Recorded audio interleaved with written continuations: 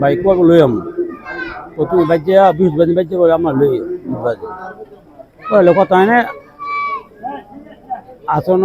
মাগিয়ে নয় বই রয়েছি একটা কল পাইলাম তোমার বাইরে শরীর অসুস্থ হয়েছে দেখে দেবো ভাইয়া আমি গেলাম তাহলে দিয়ে দেবো আমার লাস্ট নিয়ে গেল মেডিকেল আমার মেডিকেল সারাচ্ছি 3টার সময় মামলা হয়েছে অজ্ঞাত নাম করেছে মামলা হয়েছে আমরা সত্য বিচার চাই কারণ আমনগর সাংবাদিক আমরা দৃষ্টান্ত সাক্ষী দুটো অবশ্যই সত্যি গেল দুটো ছেলে পৃথিবীতে আর কেউ আল্লাহ আমরা বাইরের সত্য বিচার চাই। আমরা 5 ভাই 2 বোন বড় ভাই মারা গেছে আর 15-16 বছর আগে আমার ভাই ছোট ভাই মারা গেল বা 3 ভাই আছে 2 বোন বাচ্চা আছে আম্মা বাবা বাচ্চা আছে গাজীপুরে 20-22 বছর 20-22 বছর আর বেশি 8 সালে গেছে আর 7 সালে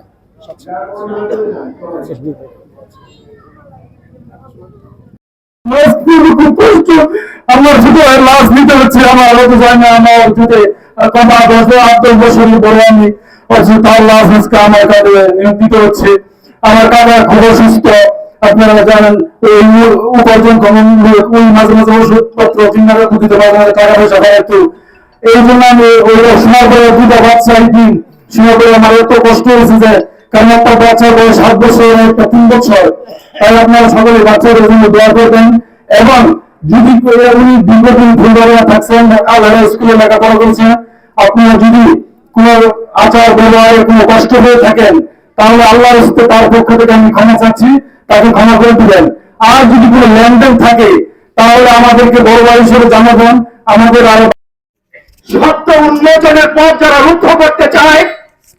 সত্যকে যারা ধামাচাপা দিতে চায় চাঁদাবাজ সন্ত্রাসীদের দৌরাত্ম যারা বাড়াতে চায় আতঙ্ক যারা ছড়াতে চায় আমরা ঐক্যবদ্ধ হয়ে চাঁদাবাজ খুনিদের বুকে কম্পন সৃষ্টি করতে হবে আপনারা সুখকে শক্তিতে পরিণত করুন ভয় পাবেন না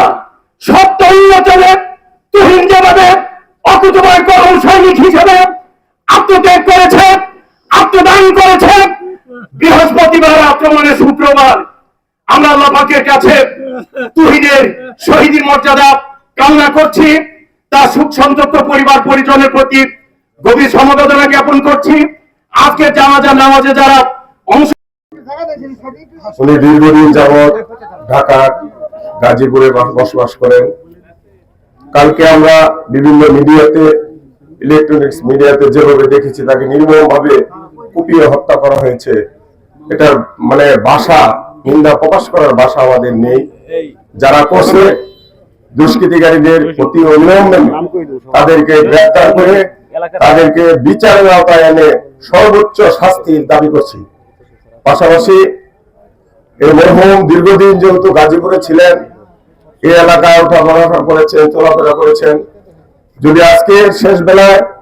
কারো মনে কষ্ট দিয়ে থাকেন আল্লাহর রাস্তায় মাফ করে দিবেন আর পাওনা থাকলে যদি মাফ করার মতো হয় মাফ করে দিবেন আর যদি মাফ করার মতো না হয় তার পরিবারের লোকজন আছেন আমাদের সাংবাদিক ভাই আছেন পরিশোধ করে দিবে তা আমি এদের কি দিন করছে আমরা ভাই হারাইছি এটা আমরা দোষীদের দৃষ্টান্তমূলক শাস্তি চাই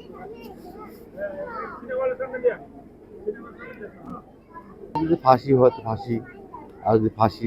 আইনে তারা খালাস পাবে সমস্যা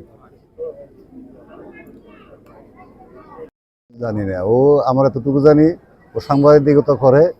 এবং সাংবাদিকের পেশাদারদের দায়িত্ব দেয় নাকি খুন হয়েছে আমরা এটাই জানি আর সবচেয়ে বড় কথা হলো এরকম জঘন্য ঘটনা বাংলাদেশে হচ্ছে এর কোনো বিচারও নাই আর এই দুটো ছোট ছেলে মেয়ে আছে এদের কি হবে তারও কোনো কথা নাই এবং নিউজ তো হচ্ছে অ্যাভেলেবল আর এইভাবে যেন মর্মান্তিক ঘটনা না হয় দৃষ্টান্তমূলক বিচার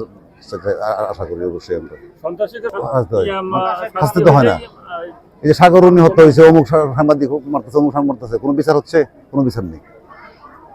ছাগলের মতো মারতেছে সাংবাদিক, কোনো কথা নাই। কেন মারতেছে? বিচার নাই, এই জন্য সাংবাদিক মৃত্যু। আর যদি সত্য কথা উচিত কথা না বলতো হ্যাঁ সত্য বাংলা আসলে এটা খুনের বাংলা, বাংলা হয়ে গেছে এখন, খুনের বাংলা, সোনার বাংলা আর নাই, এখন খুনের বাংলা হয়ে গেছে এখন। আর সবচেয়ে বড় কথা হলো যে তার দুটো ছেলে আছে, তার ওয়াইফ আছে, তার ব্যবসা বাণিজ্য ছিল ছোট ছোট, 5 বছর 2.5 বছর এরকম।